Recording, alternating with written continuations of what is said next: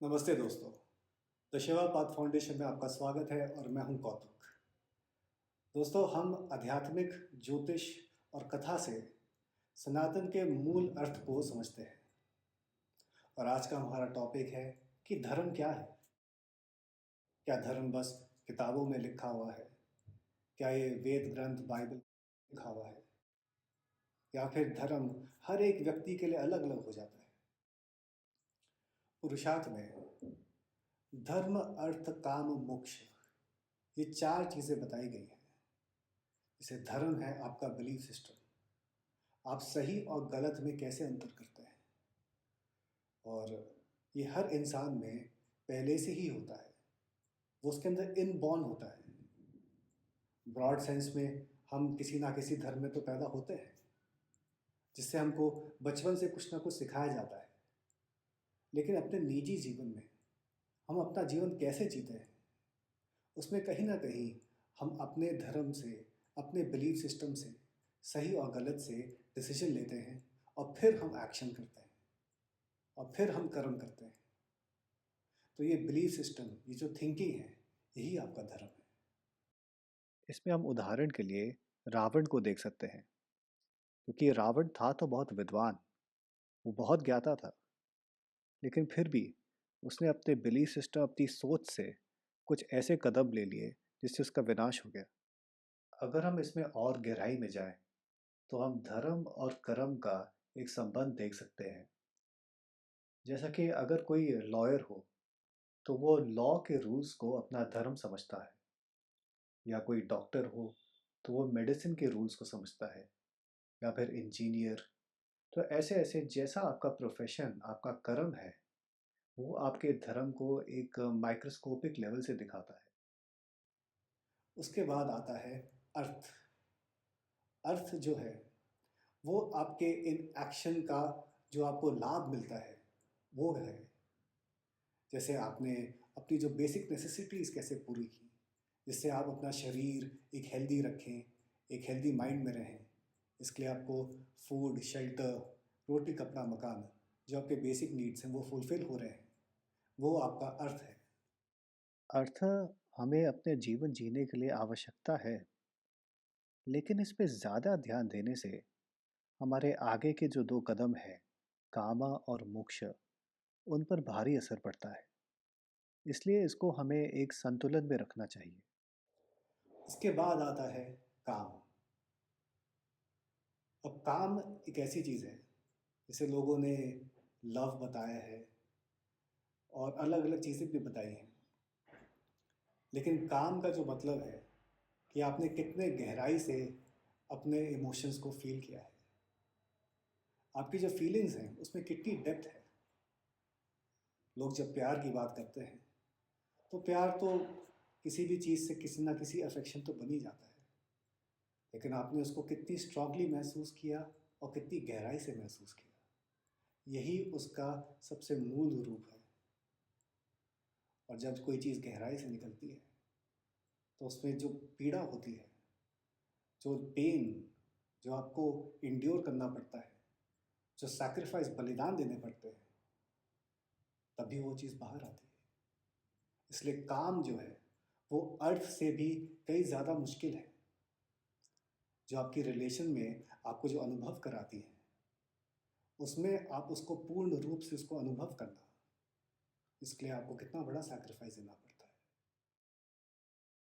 जब हम काम की बात कर रहे हैं, तो इसको हम एक इमोशनल सिग्नेचर की तरह भी देख सकते हैं।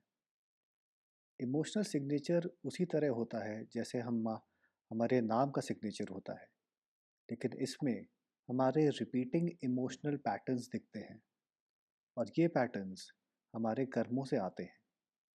हमने पास्ट में हमारे प्रारब्ध कर्म क्या हैं, और इसी के कारण हमें कभी कभी कार्मिक ब्लॉक्स भी होते हैं जो हमारे इमोशंस को ब्लॉक करते हैं। वेदों में वरुण देवता ही वो देवता हैं जो इन कार्मिक पैटर्न्स को जानते हैं, और वो एक वाटर एलिमेंट को सिग्निफाई करते हैं जो हमारे इमोशंस हैं। वो इन एक एक कर्म का सत्य जानते हैं, और उसको हटाना कैसे है, वो भी, उसका निवारण भी उन्हीं से मिलता है। कर्मों से मुक्ति पाने के लिए भक्ति मार्ग ही सबसे उत्तम रहता है। लेकिन जब लोग भक्ति मार्ग में आ जाते हैं तो उनको काफ़ी कष्ट होते हैं, काफ़ी दुख सहना पड़ता है। ये इसलिए होता है क्योंकि अब उनका प्रारब्ध कर्म एक्टिवेट हो जाता है।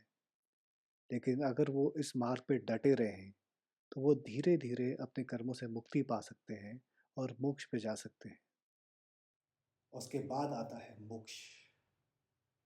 मोक्ष एक ऐसी चीज़ है जिसमें आपने जो कथाएं पढ़ी हैं, पुराण में अनेक कथाएं हैं मोक्ष के बारे में, उस कथा को अपने जीवन में अनुभव करना, यही मोक्ष है। तो आपका धर्म से हमने शुरुआत की, फिर हम अर्थ पे आए, फिर काम पे आए, फिर मोक्ष पे आए। तो जो आपका सही गलत जो आपने पहले सोचा था, उसका कितना लंबा असर पड़ता है वो आप देख सकते हैं। क्या आप मोक्ष तक जा पाएंगे, या फिर बस अर्थ में मटेरियल जीवन जीना जो जो ज़रूरी है उस पे ही रह जाएंगे, या फिर आप काम में जा पाएंगे, इतना गहरा आप फील कर पाएंगे जिससे आपको मोक्ष प्राप्ति हो। जो लोग ज्योतिष के ज्ञाता हैं उनको पता होगा कि धर्म को नवम भाव से जोड़ा जाता है और नवांश कुंडली से। इसमें एक बहुत ही महत्वपूर्ण बात है कि धर्म को जो 9th हाउस D9 चार्ट से देखा जाता है, क्यों उसको मैरिजेस से रिलेट किया जाता है।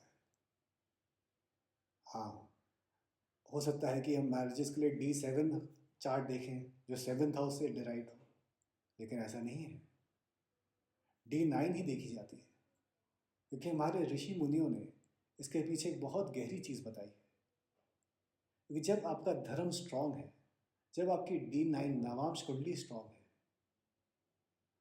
तब आपका जो रिलेशनशिप्स है उसमें अगर छोटे मोटे टकराव आ भी गए, लेकिन वो फिर भी आगे चलती रहेगी, उन छोटी चीज़ों से कोई फ़र्क नहीं पड़ेगा।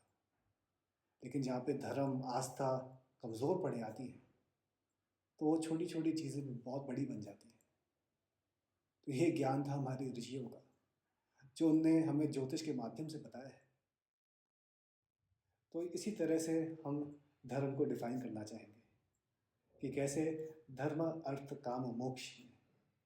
धर्म बस एक चीज़ नहीं होती है, उसके बाद एक बहुत लंबा सफ़र होता है, और यही मैं आपको बताना चाहता था। प्रिय दोस्तों, अगर आप एक ऐसी फिल्म देखना चाहते हैं जो आपको थर्ड आई एक्टिवेशन का अनुभव करा सके, तो आपके लिए ये फिल्म से इट थ्राइस प्रस्तुत है। ये फिल्म एक पार्टिकल फिजिसिस्ट की लाइफ पर बेस्ड है जो स्पिरिचुअल हीलिंग पर रिसर्च कर रहा है, और उसी के दरमियान उसे ऐसा अनुभव होता है कि उसकी थर्ड आई अवेकनिंग हो रही है। ये हमने फिल्म के ड्रामेटिक और क्रिएटिव स्ट्रक्चर से ऐसा अनुभव दिखाया है कि जो भी इसको फिल्म को देखेगा उसे ये अनुभव होगा कि थर्ड आई एक्टिवेशन में उसको कैसा एहसास होता है। इस फिल्म ने कई अवार्ड्स जीते हैं, जैसे Rajasthan international film festival, Ayodhya film festival, Dada Saheb Phalke film festival और ऐसे कई अन्य अवार्ड्स। तो हमारी वेबसाइट theshivapathfoundation.org पे ज़रूर जाइए और इस फिल्म को देखिए। धन्यवाद।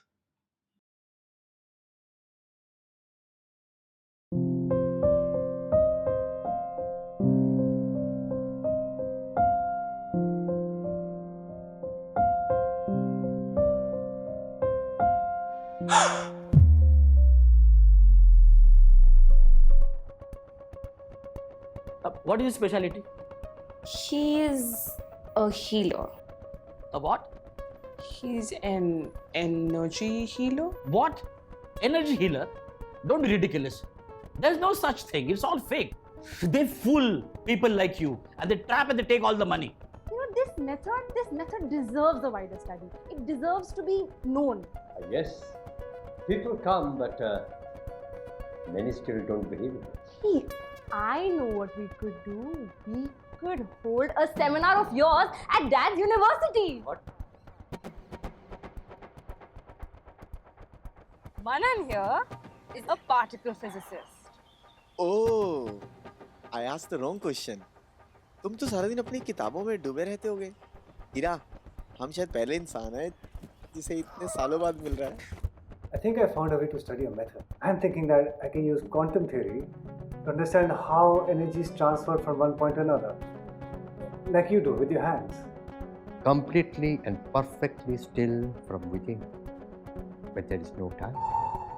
Energy transfer takes place from there, faster than the speed of a light, in an instant.